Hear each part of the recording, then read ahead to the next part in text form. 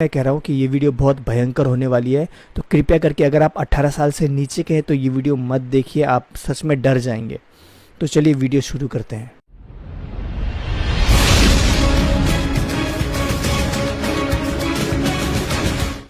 एक कलाकार की कहानी जिसने नर्क की तस्वीरें बनाई।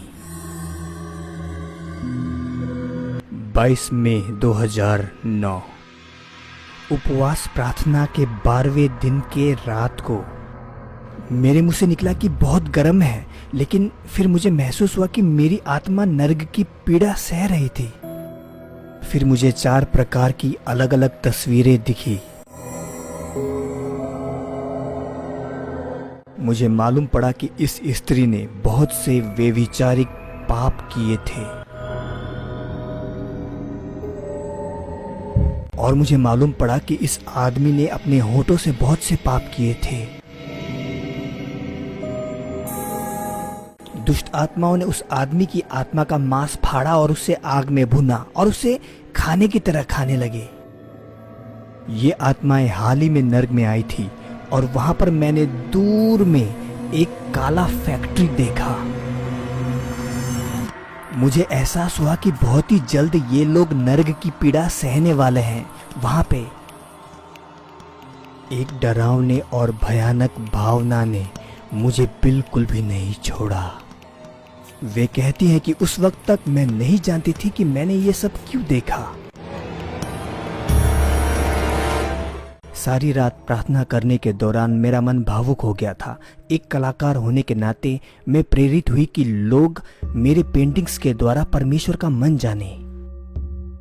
मैंने अपनी इच्छा अपने पास्टर को बताई। उनसे कहा कि प्रार्थना करें और मुझे सुझाव दें। लोग सोचते हैं कि स्वर्ग और नर्क केवल काल्पनिक दुनिया है, लेकिन आत्मिक दुनिया एक सच्ची दुनिया है जो असल में मौजूद है। हमारा शारीरिक दिमाग, हमारी सोच और हमारा मन आत्मा में ट्रांसफर हो जाता है। इसलिए नर्क में दर्द होता है जैसे कि इस शरीर में दर्द होता है। आत्मा दर्द महसूस कर सकती है जैसे शरीर करता है, बल्कि आत्मा और भी संवेदनशीलता और तीव्रता से दर्द महसूस करती है। स्वर्ग का आनंद और नर्क का दर्द और भी संवेदनशीलता से महसूस किया जा सकता है जैसे शरीर में महसूस होता है। स्वर्ग और नर्क वास्तव में मौजूद है।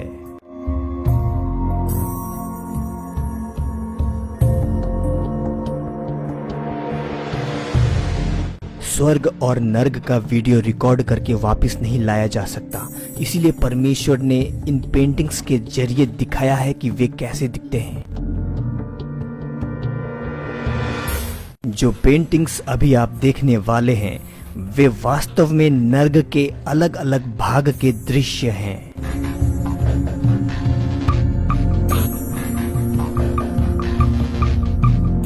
हत्यारों के लिए नर्क।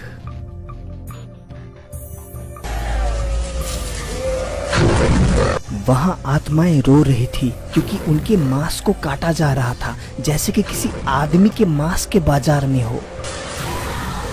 उनके मांस काट के लटकाए गए थे और एक दुष्ट आत्मा जिसका चेहरा बहुत भयानक था उसके हाथ में बड़ा छुरा था। दुष्ट आत्मा ने कटिंग बोर्ड के ऊपर उसका मांस रखा और फिर काटने लगा, और जब वो काटने लगा तब उस आदमी की आत्मा दर्द से चिल्लाने लगी और क्षमा की भीख मांगने लगी।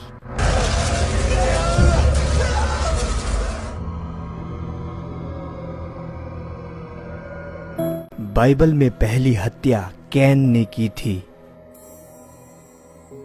जिसका कारण जलन और ईर्ष्या थी।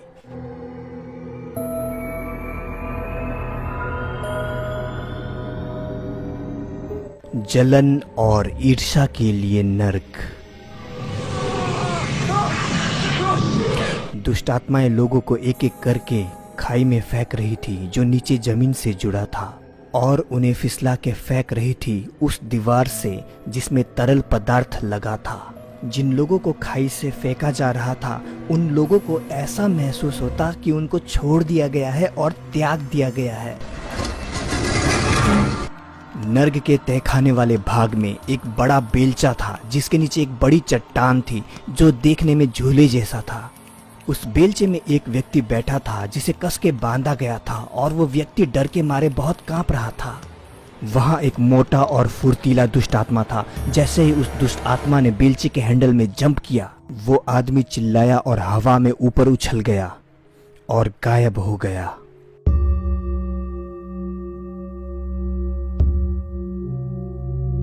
उनके लिए नर्क जो अपने मुंह से पाप करते हैं।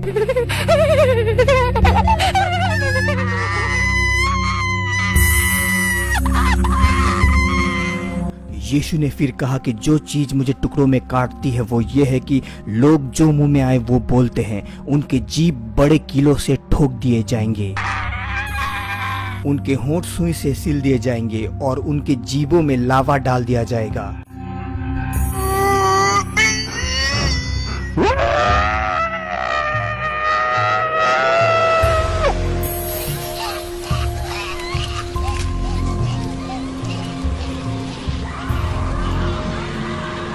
दूसरों को बदनाम करने वालों के लिए नर्क।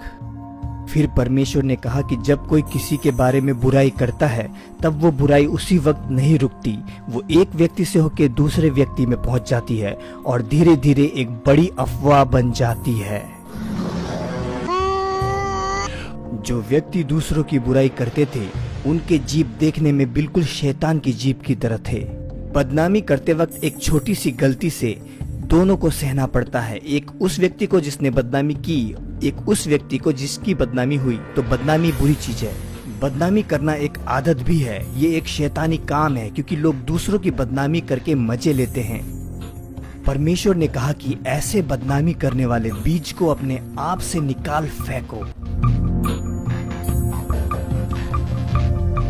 झूठ बोलने वालों की पीड़ा। दुष्ट आत्मा एक व्यक्ति के मुंह में पत्थर डाल रही थी। उस आदमी ने उल्टी कर दी और दर्द से चिल्लाने लगा, लेकिन दुष्ट आत्मा उसके मुंह में पत्थर ठूसने लगी लगातार बिना रुके। शिकायत करने वाले। मैंने एक आदमी को देखा, सांप ने उसे जकड़ा हुआ था और उस आदमी के पेट के अंदर से एक पतला लंबा सांप हिल रहा था। वहां बहुत आदमी बैठे थे, उनके चेहरे में कोई भावना नहीं थी। ऐसा लग रहा था उनके अपने विचार ही नहीं हैं। उनके चेहरे पीले पड़ गए थे और उनकी आंखें सीध में घूर रही थी।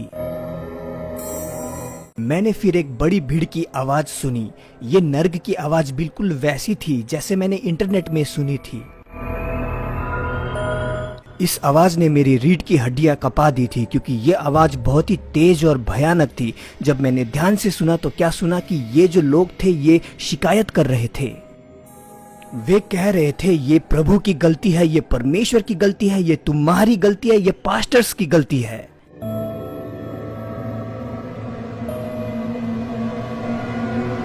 मैंने सुना कि वे शिकायत कर रहे थे कि किसी और की गलती है। उनकी शिकायत इतनी तेज थी कि मेरा कान दर्द करने लगा। वे बस सामने की तरफ घूर रहे थे। मैंने जल्दी से प्रभु की तरफ देखा। प्रभु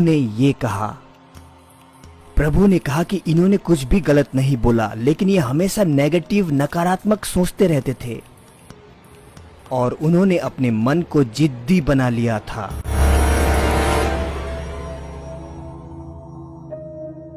अगर बोला नहीं गया तो इसका मतलब ये नहीं है कि पाप नहीं किया गया। वे सब भी पाप है जिसे तुम अपने मन में दबा के रखते हो या फिर उसके लिए कोई समाधान नहीं निकालते या फिर पछतावा नहीं करते हो।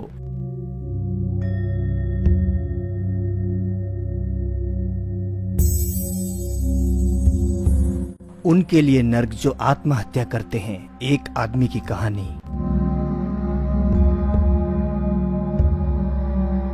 वो व्यक्ति लगातार तनाव में था। ओ मैं थक के चूर चूर हूं।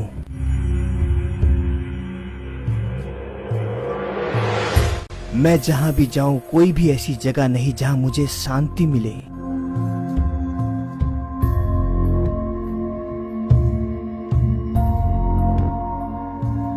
मैंने शराब पी के खुद को शांत करने की कोशिश की। मैं और जीना नहीं चाहता।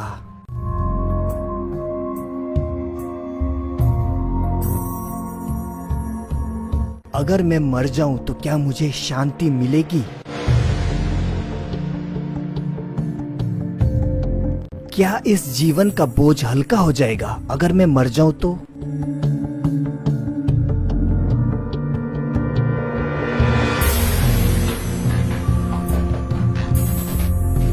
और वो कूद गया। ये मैं कहां आ गया? दुष्ट आत्मा ने जवाब दिया, तूने सोचा ये सब खत्म हो जाएगा अगर तू मर जाएगा तो? तूने सोचा तू मरने के बाद खुश हो जाएगा?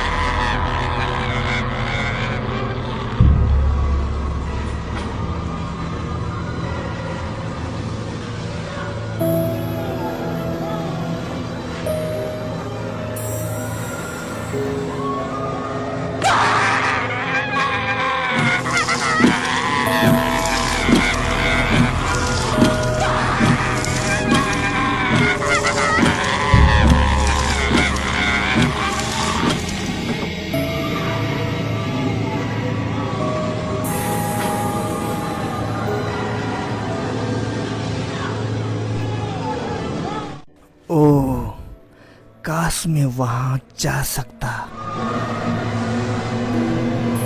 जो लोग नर्क में हैं वे जानते हैं कि स्वर्ग है।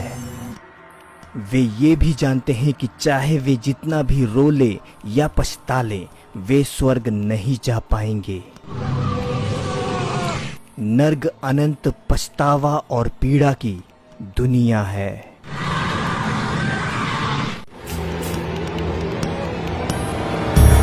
नशेड़ियों के लिए नर्क।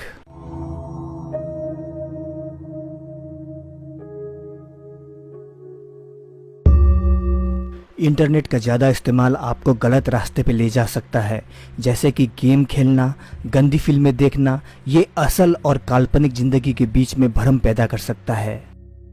हिंसा, यौन विकृति और बहुत सारे जुर्म। इंटरनेट का ज़्यादा इस्तेमाल लोगों को पाप की तरफ खींच सकता है।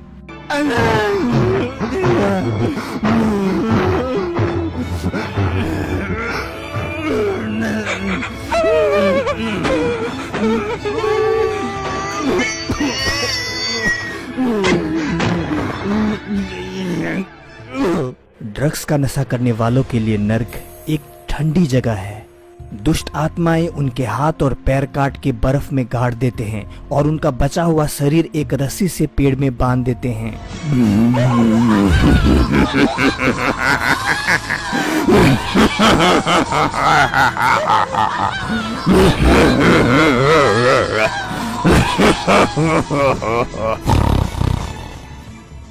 सांसारिक लोगों के लिए नर्क।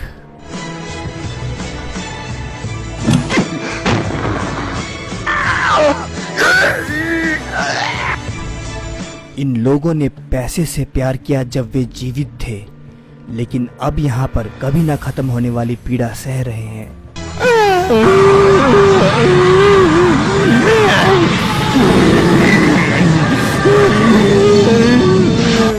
प्रभु ने कहा कि ये लोग अमीर बनने के लिए इतना फंस गए कि इन्होंने लोगों से ज्यादा पैसों को महत्व दिया। उन्हें महंगी महंगी गाड़ियां पसंद थी। वे चर्च जाने वालों का और उनके विश्वास का मजाक उड़ाते। उन्हें ऐसा लगता कि जो खाना शैतान उन्हें दे रहा है वो गायब हो जाएगा, इसलिए वे जल्द से जल्द अपने लालच का कोटा पूरा करने की कोशिश करते। जिस तरह से कभी वो ऊंचाइयों पे थे, शैतान उन्हें ऊंचा करता है नर्क में, और उनका पूरा शरीर जलाता है, जहां पर उन्हें बहुत ही ज्यादा और खतरनाक दर्द होता है।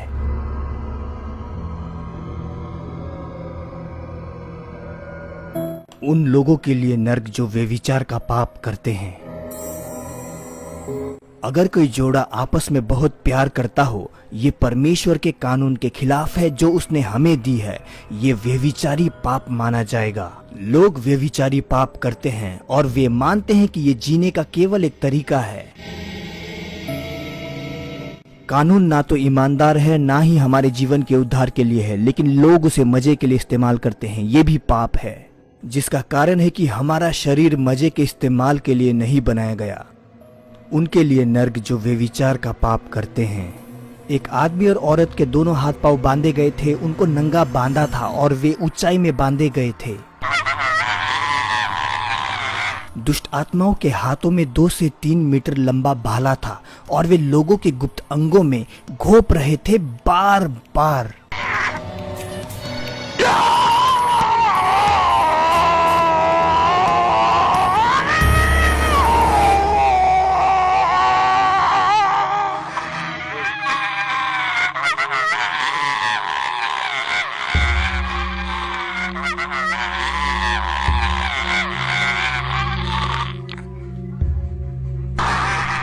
एक पतला लंबा सांप जो लगभग 15 मीटर लंबा था, वो बहुत ही तेजी से एक स्त्री के गुप्त अंग में घुस गया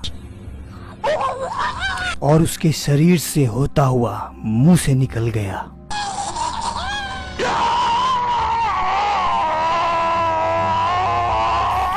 आदमी गड्ढे के दीवारों में चिपके हुए थे और दुष्ट आत्मा जो देखने में लगड़बग्गे की तरह था, उनके गुप्त अंगों को नोच रहा था। जो आदमी दीवारों में चिपके हुए थे वो असहनीय दर्द से चिल्ला रहे थे। वे लोग जो गंदी फिल्में बनाते हैं। वहां एक मशीन थी जिसमें एक आदमी के हाथ पैरों को फैला के बांधा गया था। जब वो मशीन चालू होती तब जो हाथ पैर उसके बांधे गए थे वो टुकड़े टुकड़े हो जाते। उनके कटे हुए शरीर को एक जगह में इकट्ठा करके ढेर बना के रखा गया था। उनके शरीर को पतला पतला काटा गया था और एक मशीन से गुजारा गया, बिल्कुल किसी बैंक के कैश रजिस्टर की तरह। वे लोग जिन्होंने जानवरों के साथ व्यभिचार किया, उन लोगों को उल्टा बांधा गया था और उनको लगातार मोड़ा जाता और उनके अंदर से तरल पदार्थ बाहर आने लगता। वे लोग चिल्लाते और दुष्ट आत्मा से कहते कि उनको छोड़ दिया जाए, लेकिन जो दुष्ट आत्मा है वे उनके शरीर से निकलता हुआ खून पीने लगती। वे स्त्री जिन्होंने व्यभिचार किया और बेतहाशा गर्भपात किया,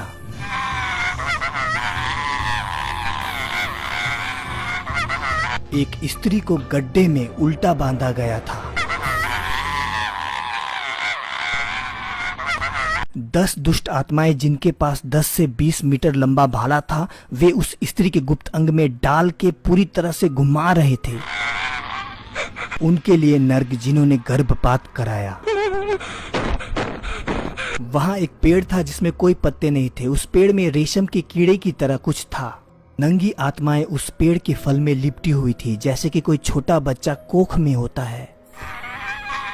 उस पेड़ के फल के अंदर स्टील के नोकीले कांटे लगे थे जो उस स्त्री के शरीर को छेद रही थी। तो वो स्त्री खतरनाक दर्द और पीड़ा से लहूलुहान थी। ये जगह ऐसे लोगों से भरा था जो मजे तो लेते थे लेकिन बच्चे नहीं चाहते थे और बच्चों को गर्भ में मार देते थे। जीवन को नुकसान पहुंचाना बहुत ही भयानक हत्या का पाप है, इसलिए हमें जल्द ही पश्चाताप करना चाहिए। उन लोगों के लिए नर्क जो हस्त मैथुन करते हैं।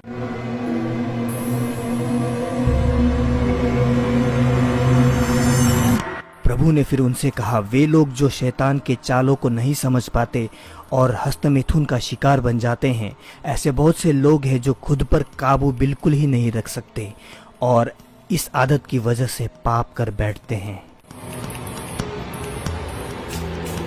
तुम प्रेम की गहराई को नहीं समझ सकते, ना ही तुम परमेश्वर के बहुतायत प्रेम को आत्मा में महसूस कर सकते हो। तुम्हारे लोग सोचते हैं कि शारीरिक प्रेम ही सब कुछ है। जब प्रेम की बात आती है तो हृदय, मन और आत्मा का प्रेम ही महान है। शरीर के निचले हिस्से का सड़ा गला प्रेम असल में मरा हुआ प्रेम है।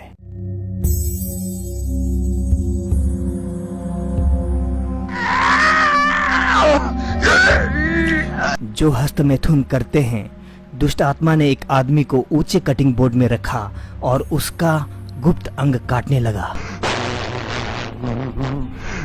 वो आदमी चिल्लाया और उसका पूरा शरीर ऐंठने लगा।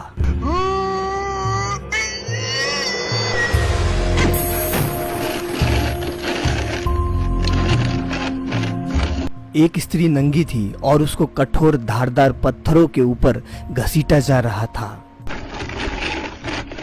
ये औरत अपने शारीरिक अभिलाषाओं से जीत नहीं पाई। ये औरत शारीरिक अभिलाषाओं से संतुष्ट होने के लिए हस्तमैथुन करती थी।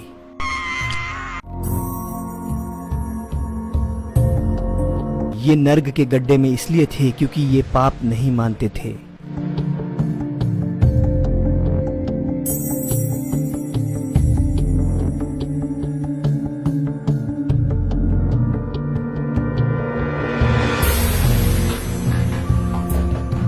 प्रभु ने कहा कि इन लोगों ने हर प्रकार के गंदे और दुष्ट काम किए हैं।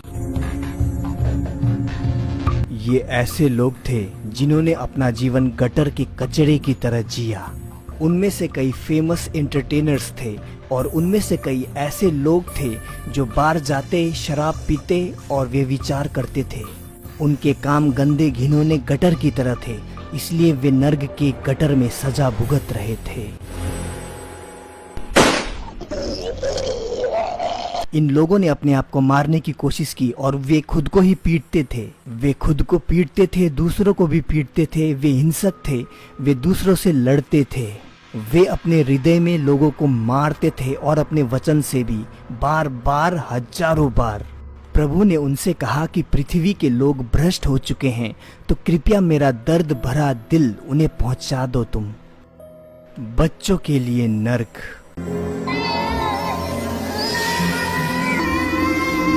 उन्होंने पूछा, प्रभु ये बच्चा कितने साल का है? प्रभु ने कहा कि ये बच्चा 9 साल का था और एलिमेंट्री स्कूल का स्टूडेंट था।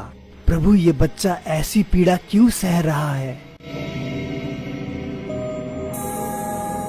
वे कहती है कि मैं सच में विश्वास नहीं कर पा रही थी कि एक बच्चा नर्क में है और ये बहुत भयानक था। प्रभु ने कहा ये बच्चा ऐसे काम करता था जो इसके माता पिता ने करने से मना किया था। शैतान इस बच्चे को पूरे समय इस्तेमाल कर रहा था। ये गाली गलौज करता था और इतनी छोटी उम्र में ही बड़ों के जैसे व्यभिचार करता था। इसलिए इसका दिमाग रोग से इतना ज्यादा ग्रसित हो गया कि इसके माता पिता भी इसकी मदद नहीं कर सके। वहां बहुत से कीड़े थे जो उस बच्चे के चारों ओर रेंग रहे थे, जो उस पूरे नंगे बच्चे को खा रहे थे।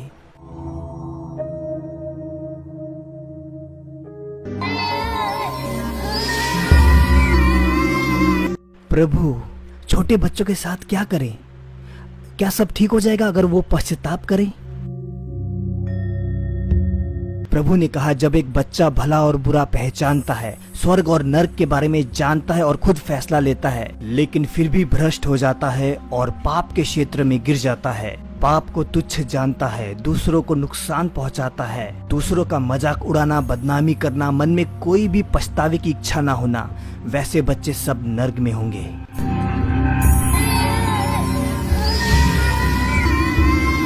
इस बच्चे की तरह बहुत से बच्चे आज इस दुनिया में हैं।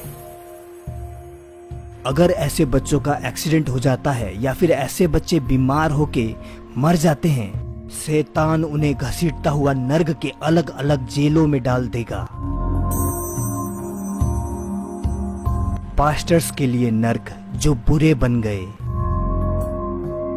दुष्ट आत्माएं खुशी से नाच रही थी। वे कहती, अरे आज तो एक बड़ा आदमी आया है, ये तो पास्टर है जो हमें बहुत परेशान करता था।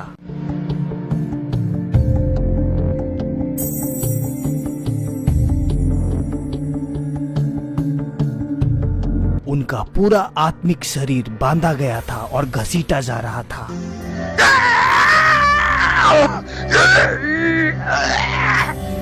दुष्ट आत्माएं उन्हें तीर के नोक चुभाकर डरा रही थी जो आग में तपाई गई थी, और बार बार उनके शरीर में घोंप के उन्हें डरा रही थी। प्लीज प्रभु, मुझे बचा लो प्रभु। दुष्ट आत्माओं ने कहा, अब कोई फायदा नहीं, तुम अब हमारे हो।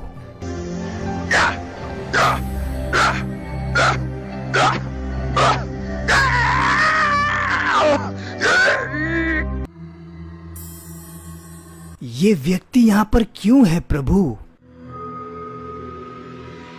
प्रभु ने कहा कि इसको परमेश्वर का अनुग्रह मिला था और ये व्यक्ति एक कलीसिया को संभाल रहा था।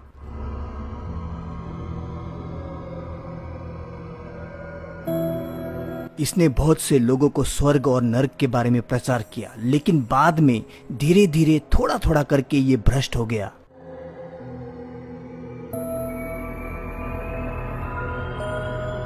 ये एक शादीशुदा व्यक्ति था, लेकिन फिर भी इसने अपने कलीसिया के जवान लड़की के साथ गलत व्यवहार किया, उसके साथ घूमने गया और मुझे भूलने लगा। उसके बाद वो अपनी पत्नी को मारने लगा और उस जवान लड़की के साथ घर छोड़ के चला गया। उसको फिर कलीसिया से निकाल दिया गया। मुश्किल के समय में भी उसने मुझे नहीं ढूंढा।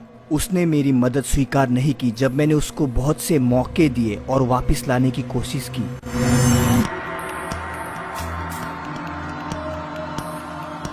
मैं इसके माध्यम से बहुत से लोगों को उद्धार के रास्ते पे लाना चाहता था, लेकिन इसने हर एक चीज दूर कर दी और अपनी इच्छाओं के पीछे भागने लगा। तो इस वजह से ये यहाँ पे है। प्रभु, ये किस तरह की पीड़ा यहाँ पे सहने वाला है। शैतान पास्टर्स और उन हर एक व्यक्ति से नफरत करता है जिन्होंने कभी जिंदगी में एक बार भी मेरा काम किया हो। तो ये दुष्ट उन्हें हर तरीके का दंड देंगे। दुष्ट आत्मा खुश हुई और कहने लगी कि कैसे तुम मेरे जाल में फंस गए। नर्क का ये हिस्सा उन लोगों के लिए है जो चर्च नहीं जाते थे, या फिर चर्च जाने से नफरत करते थे, या फिर चर्च जाते भी तो आधे मन से चर्च जाते थे। वे लोग जो चर्च के भेंट और दान का दुरुपयोग करते हैं। एक आदमी अपने दोनों हाथ फैलाए क्रॉस के छवि की तरह खड़ा था। उसके हर एक कोशिका में सुई चुभाई गई थी, पूरे शरीर में। उसे देखने से ऐसा लग रहा था कि वो चिल्ला नहीं पा रहा है, हालांकि वो बहुत ही ज्यादा दर्द और दुख में था। इस व्यक्ति ने चर्च का भेंट और दान खर्च किया था जैसे कि वो उसका धन हो। वे लोग जो सुसमाचार का प्रचार नहीं करते।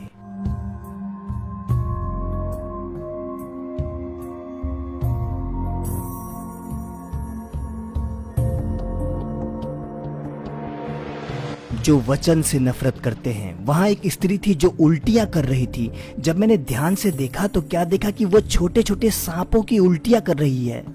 इस औरत ने परमेश्वर के वचन से नफरत किया था। वचन आत्मा का भोजन है। हमारी आत्मा बढ़ती है और बदलती है परमेश्वर के वचन से।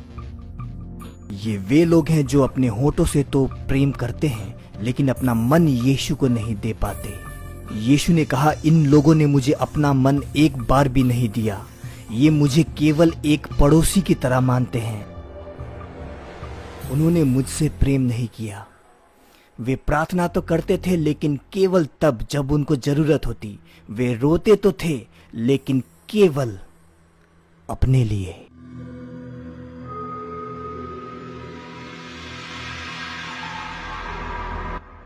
नर्क का रास्ता और स्वर्ग का रास्ता। इस दुनिया में बहुत से रास्ते हैं, लेकिन अंत में केवल दो ही रास्ते मौजूद हैं। शायद ऐसा दिखे कि हजारों रास्ते हैं, लेकिन जब कोई मरेगा तब उसको स्वर्ग और नर्क में दोनों में से एक रास्ता चुनना पड़ेगा। स्वर्ग या नर्क। जो चीज निर्धारित करेगी कि आप स्वर्ग जाएंगे या नर्क, वो है आपका जीवन इस पृथ्वी में। जैसे लड़का होगा या लड़की गर्भ में तय होता है, बिल्कुल उसी तरह हम स्वर्ग जाएंगे या नर्क पृथ्वी का गर्भ तय करेगा। प्रभु ने कहा, मेरा मन दुखता है जब कोई पाप के बीच में जीता है। वे तब तक नहीं जानते जब उनका पाप बढ़ते बढ़ते इतना बढ़ जाता है कि एक ऊंची मीनार बन जाती है। लेकिन मैं उन्हें क्षमा करूंगा जो अपनी मीनार तोड़ेंगे, अपने आप को शुद्ध करेंगे और मेरे पास आएंगे। तुम्हारे दुख मेरे दुख हैं, तुम्हारा दर्द मेरा दर्द है। हर कोई जो पाप के बीचों बीच जी रहा है, जल्दी से क्षमा मांगो और मेरे पास आओ। मेरा रास्ता सीधा है और मेरी छाती चौड़ी और गहरी है। मैंने सारी मानव जाति के लिए अपना सारा प्यार व्यक्त किया है। ईमानदारी से पछतावा करो ताकि तुम नर्क ना जाओ। जो लोग अपने मन के गहराई से पूरी कोशिश करते हैं वे नर्क नहीं जा सकते। प्रभु ने फिर कहा, उन्हें इस नर्क के बारे में बताओ, उन्हें मालूम होने दो। ये मनुष्य के लिए नियुक्त किया गया है कि वो एक बार मरे और उसके बाद उसका न्याय किया जाता है। इस वक्त मैं आपको जीवन बदलने वाला एक मौका देने जा रहा हूं। अगर आप यीशु को अपने हृदय में बुलाना चाहते हैं तो क्यों ना अभी एक प्रार्थना करें। कृपया करके मेरे पीछे दोहराएं। प्रभु यीशु, मैं पापी आपके सामने आता हूं। मैं विश्वास करता हूं कि आपने मेरे पापों के लिए जान दी और जी उठे ताकि मैं परमेश्वर के सामने अच्छा बनूं। मेरे पापों के लिए मुझे माफ करें और आपके बहुमूल्य लहू से मेरा हृदय धोए। आपके जीवन की पुस्तक में मेरा नाम लिख दीजिए और मेरी मदद करें कि मैं स्वर्ग के राज्य में आ सकूं। यीशु के नाम से प्रार्थना करता हूं, आमीन। अब आप परमेश्वर के बच्चे हैं। आपके सारे पाप माफ हो चुके हैं। अपने आसपास किसी चर्च को ढूंढें और बाइबल पढ़ने की कोशिश करें। यीशु मसीह आप सबको आशीष दे। मिलते हैं अगले वीडियो में। तब तक के लिए जय मसीह की।